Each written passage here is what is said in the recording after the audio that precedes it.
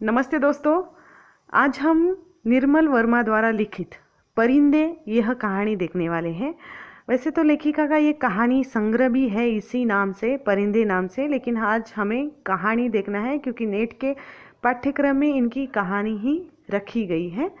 यह कहानी नई कहानी के दौर की कहानी है और इस कहानी का स्वरूप संरचना को लेकर नई कहानी के दौर में यह अत्यंत चर्चित और सर्वश्रेष्ठ कहानियों में गिनी जाती है और इस पर काफ़ी चर्चा भी हो चुकी है।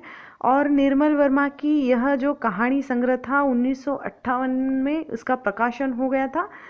अब निर्मल वर्मा जैसे नई कहानी के दौर के लेखक हैं तो इनके कहानियों में भी नई कहानी का जो स्वरूप है उसमें आया हुआ है, जैसे कथानक।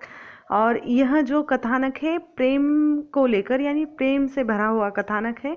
यह तो हम कथा वस्तु में देखने ही वाले हैं, लेकिन उसके पहले हम इस कहानी के पात्र देख लेते हैं। इसमें जो प्रमुख पात्र है स्त्री पात्र है, जिसमें उसका नाम है लतिका।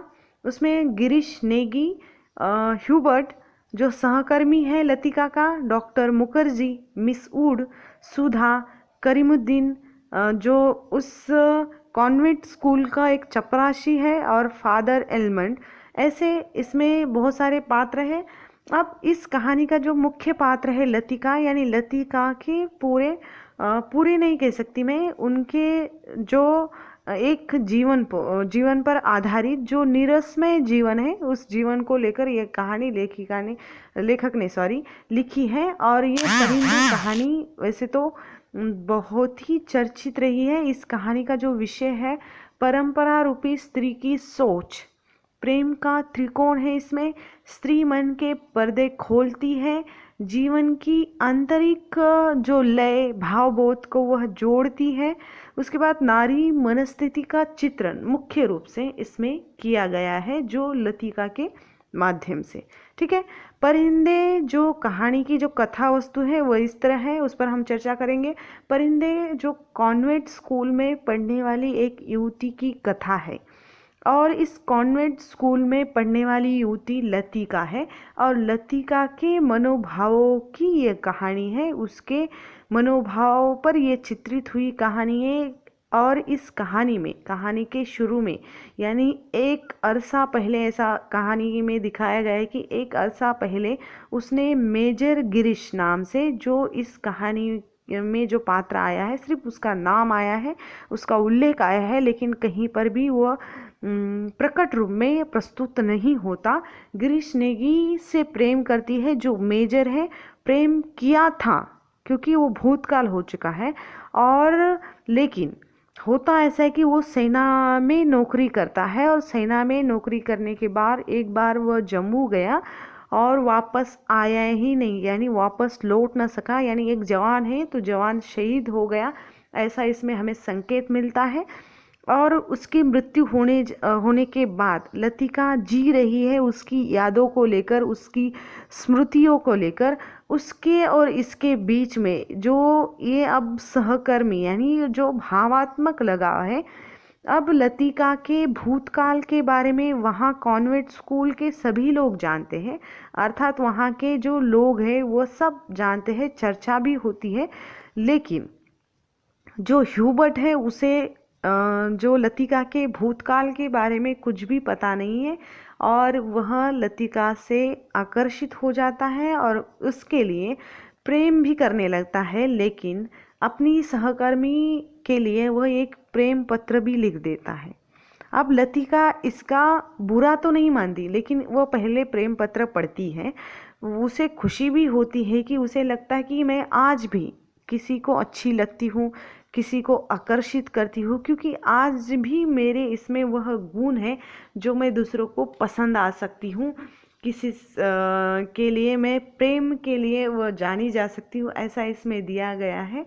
और इसमें ये भी कहा है कि वो पहले तो प्रसन्न हो जाती है, वह अब भी दूसरों को आकर्षित कर सकती है, लेकिन तभी वह सोचती है कि ह्यूबर्ट ही क्यों, ये प्रश्न है। यानी स्त्री विमर्श में, या स्त्री विमर्श की जो चर्चा है उस विमर्श में बैठने वाली यह कहानी है। एक स्त्री अपने ही जीवन पर, अपने ही संबंधों पर, अपने ही जो चरित्र पर वो कह रही कि ह्यूबर्ट ही क्यों, दूसरा क्यों नहीं, वह क्या किसी को और किसी को भी वह चाह सकती है, यानी और किसी को भी वह प्रेम कर सकती है क्या, ऐसा वो सवाल कर रही है अपने आप से।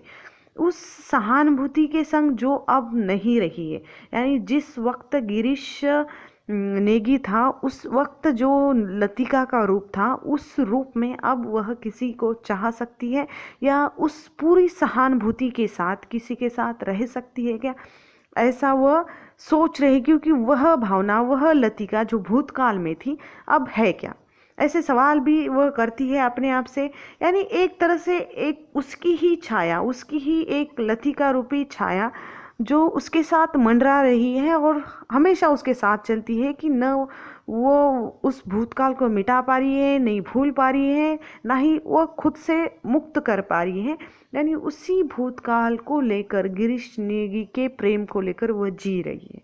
ऐसा नीरस भरा जीवन एक स्त्री का इस कहानी में आया हुआ है, और जिसमें कॉन्वेंट स्कूल में पढ़ाने वाली युवती, यानी वह वहाँ की प्रोफेसर है, वहाँ पढ़ाने वाली एक शिक्षिका है और उसके मनोभाव की एक है।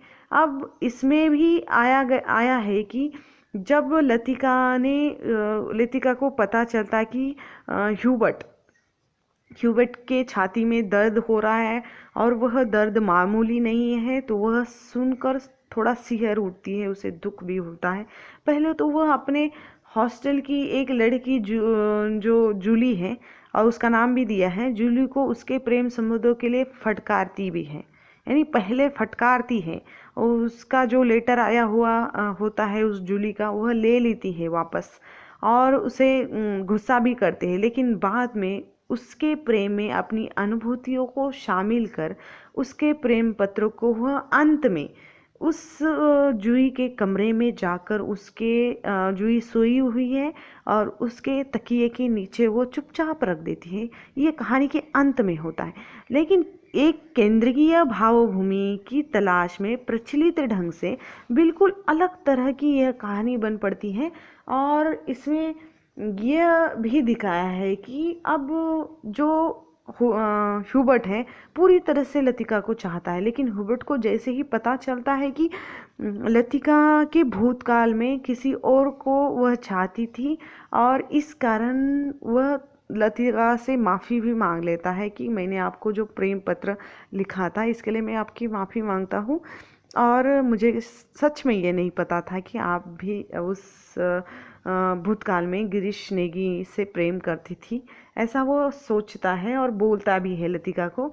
अब लेकिन इसमें ये भी बदलाव है कि ह्यूबर्ट का दर्द है, वो भी फिर भी शराब पीकर आ रहा है और उसमें भी वो अलग तरीके से बातें कर रहा है और लतिका को कहीं ना कहीं कचोट रहा है। यानी लतिका का व्यवहार कैसा है कि साल दर साल वो उसी जगह, उसी कॉन्वेंट स्कूल में रहती है, छुट्टियां भी मनाने कहीं पर भी नहीं रहती, सारे लोग छुट्टियां मनाने के लिए जाते हैं, लेकिन वह लतिका जो है यहीं पर रहती है। सब लोग उससे पूछते कि आज ही आपको नहीं जाना है क्या मैडम, इस छुट्टी में आप नहीं जाने वाली है। वहाँ का जो नौकर है यानी चपरासी है करीमुद्दीन, वो उसके साथ रहता है, उसके चरित्र को लेकर लगता है कि ये हमेशा उसके साथ रहे, क्योंकि बरसात का मौसम, बारिश होती है, बर्फ़ गिरता है, जिस कमरे की मरम्मत करनी चाहिए वो मरम्मत नहीं होती है, बारिश आने के बाद किस तरह उसे अकेलापन तो महसूस होता है कहानी में, लेकिन उस अकेलापन को वो दूर भी नहीं जाती, उसे मिटा भी नहीं पाती, और अपना अकेलापन दूर करने के लिए वो चपरासी को अपने साथ रुकवाती है, कभी किसी और चीज़ में मन लगाती है। इसमें जो दूसरे पात्र है उसमें डॉक्टर मुखर्जी भी है, जो वहाँ का डॉक्टर है, और डॉक्टर मुखर्जी का चरित्र है कि वो बर्मा का रहने वाला है और वहाँ रहने के बाद भी वो यहाँ आया है, उसकी पत्नी की मृत्यु हो गई, अपने पत्नी से और अपने देश से वो बहुत प्यार करता है, ये भी उसकी बातों से पता चलता है। मिस वुड जो है वहाँ की एक जो शिक्षक है वो मुखर्जी से प्रेम करने लगती है, ऐसा उनके चरित्र से या संवादों से हमें पता चलता है। डॉक्टर मुखर्जी को लतिका के बारे में सब पता है, मिस वुड की भी सहानुभूति है, यानी सब चरित्र जो लतिका के साथ आए हुए हैं अत्यंत मिलजुल के आए हैं, सबका समन्वय है और इस कहानी में सिर्फ हमें ये देखना है कि एक स्त्री की जो स्थिति रही है, मनस्थिति है, जो अपने भूतकाल को वो भुलाना ही नहीं चाहती। जैसे डॉक्टर मुखर्जी भी है, उनके पत्नी का देहांत हो गया है, फिर वो जिंदगी जी रहे हैं। वो कहती आज यहाँ नहीं तो मैं क्या कल किसी और चला जाऊँगा। अगर मैं अपने बर्मा जो देश में चला भी गया तो वहाँ भी लोग मुझे पहचानेंगे नहीं, ऐसा भी वो कहता है। यानी जो मर गया उसके साथ ही हम भी तो अपना जीवन जो मिटा नहीं सकते, तो जीना ही पड़ता है, लेकिन क्यों घुट घुट कर जिए, ऐसा मुखर्जी का मानना है। और ऐसी एक है फादर एलिमेंट भी है, बहुत सारी बातें करता है लतिका के बारे में और उसके रिश्ते के बारे में, लेकिन जो मिस वुड है उसका साथ देती है और वो कहता है कि उसका जो पर्सनल वो मत है कि वो गिरीश नेगी की यादों में रहना चाहिए। उसका जीवन थोड़ा विचलित सा है और वह अपनी यादों को मिटा ही नहीं पा रही है।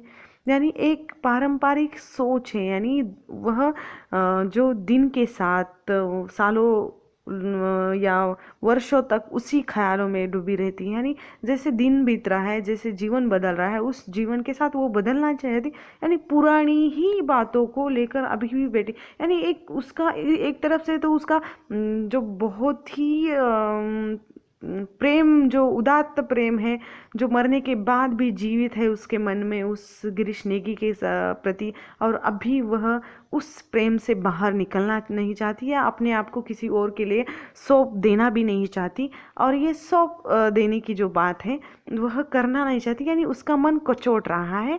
और वह क्या ऐसी पूरी सहानुभूति के साथ किसी और के साथ जीवन बिता पाएंगी, या जैसे हुबर्ट का नाम है, हुबर्ट के साथ वो रह सकेगी, ऐसा भी एक प्रश्न चिन्ह है दिखाया गया है। यानी एक तरफ से वो बाद में जैसे सुधा को फटकारती है, प्रेम का विरोध भी करती है, कहती है कि इस उम्र में तो कम से कम प्रेम विम से थोड़ा दूर रहना चाहिए। लेकिन कहानी के अंत में ऐसा लेखक ने दिखाया है कि भाई उसका जो मन परिवर्तन हो गया है, और वो कहती है कि कहानी के अंत में अपने ही सुधा का जो प्रेम पत्र है चुपचाप उसके तकिए के नीचे जाकर रख देती है। इसका मतलब ये हो जाता है कि उसके मन में भी कहीं ना कहीं बदलने की भावना है प्रेम को लेकर, क्योंकि नया प्रेम स्वीकारने के लिए थोड़ा समय तो जाएगा ही, लेकिन अब वह उससे निकलना चाहती है, ऐसा हम उससे समझ सकते हैं। ठीक है, अब ये कहानी जैसे एक स्त्री की लतिका के मनस्थिति पर आधारित है, इसका हमें इस कहानी से विषय मिलता है, आपको यही याद रखना है। ठीक है, धन्यवाद।